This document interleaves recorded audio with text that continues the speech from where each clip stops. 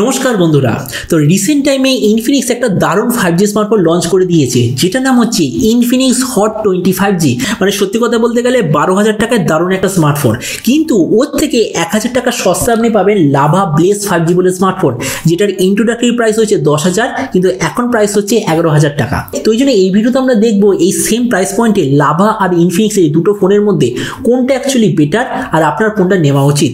এই ভিডিওতে আমরা এটা সম্বন্ধে আলোচনা করব। তো চলুন শুরু করছি ভিডিওটা কোনো সময় নষ্ট না করে। আপনি যদি গ্যাজেট বাংলা চ্যানেলে প্রথমবার আসেন আর কোনো বাংলা টেক ভিডিও ডেইলি দেখতে চান, তাহলে গ্যাজেট বাংলা চ্যানেল সাবস্ক্রাইব অবশ্যই করে নেবেন। তো দুটো স্মার্টফোনের কম্পারিজন আমরা শুরু করব দুটোর কালার দেখে। এই যে ইনফিনিক্স হট 25G টোটাল 3টে কালারে অ্যাভেলেবেল, যেটা হলো ব্ল্যাক, ব্লু আর গ্রিন।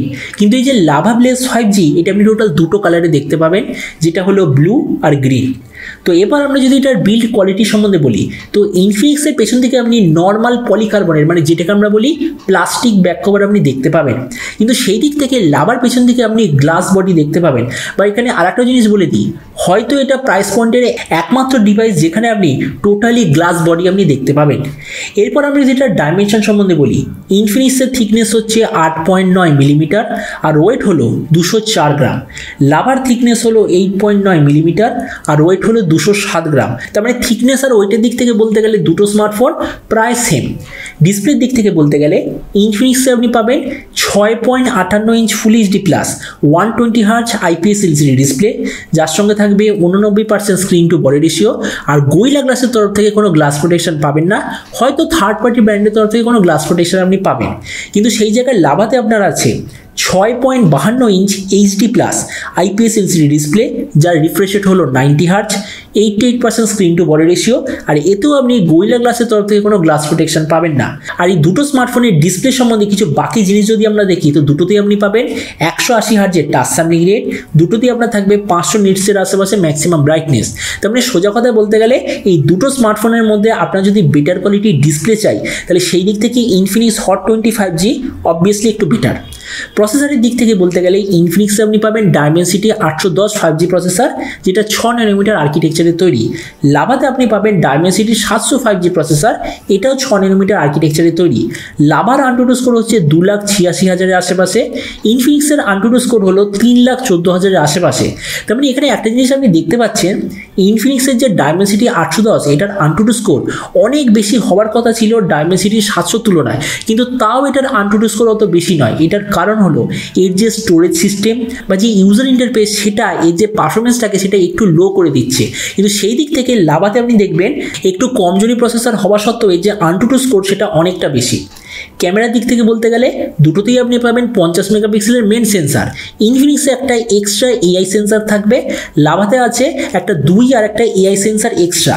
ইনফিনিক্সের রিয়ার সাইডে আছে 4টে LED ফ্ল্যাশ, লাভাতে রিয়ার সাইডে আপনি পাবেন ডুয়েল LED ফ্ল্যাশ। তাছাড়া লাভার ইনফিনিক্স দুটোরই ফ্রন্টে হচ্ছে 8 মেগাপিক্সেলের সেলফি আছে।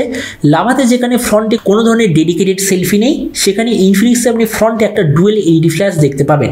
তার মানে এখানেও বলতে গেলে দুটোর ক্যামেরা প্রায় সেম, কিন্তু এই বেশি মেগাপিক্সেল আমরা যদি বলি, তো সেই দিক থেকে লাভা ব্লেজ 5G স্লাইট একটু বেশি। তো এরপর আমরা যদি এটা র্যাম আর স্টোরেজ সম্বন্ধে বলি, ইনফিনিক্সের একটাই ভেরিয়েন্ট লঞ্চ হয়েছে, যেটা হচ্ছে 4GB RAM 64GB memory. Lava Blaze 5G'রও একটাই ভেরিয়েন্ট লঞ্চ হয়েছে, যেটা হলো 4GB র্যাম 128GB মেমোরি। দুটোতেই আপনি পাবেন 2+1 কার্ড স্লট, তার মানে হলো দুটো সিম কার্ড একটা SD কার্ড আপনি সেম টাইমে ব্যবহার করতে পারবেন। কিন্তু দুটোর মধ্যে সবচেয়ে ইম্পর্টেন্ট ডিফারেন্স হলো এর স্টোরেজের কোয়ালিটির দিক থেকে।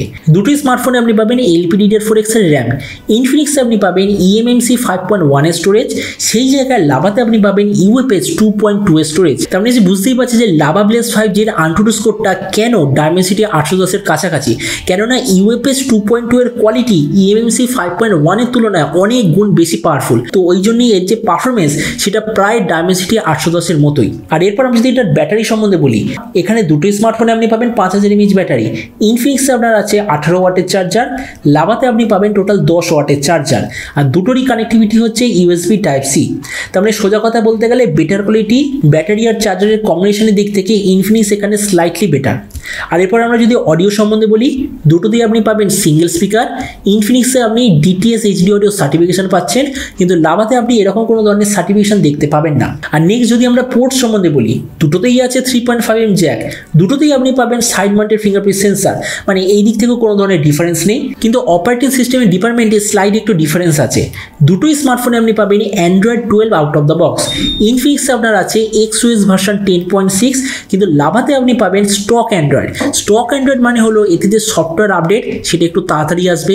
এই ইউজার ইন্টারফেসে কোনো ধরনের বাগ আসার চান্স নেই, কেননা গুগল এটা নিজে অপটিমাইজ করে। আর তাছাড়া আপনি যখন স্টক অ্যান্ড্রয়েড ব্যবহার করেন তো সেই স্মার্টফোনের যে স্মুথনেস সেটা কাস্টম অ্যান্ড্রয়েডের চেয়ে একটুখানি বেশি। আর কেননা দুটোই স্মার্টফোন 5G, তো আমাদের দেখা উচিত যে দুটোতে আপনি কি কি 5G ব্যান্ড পাবেন।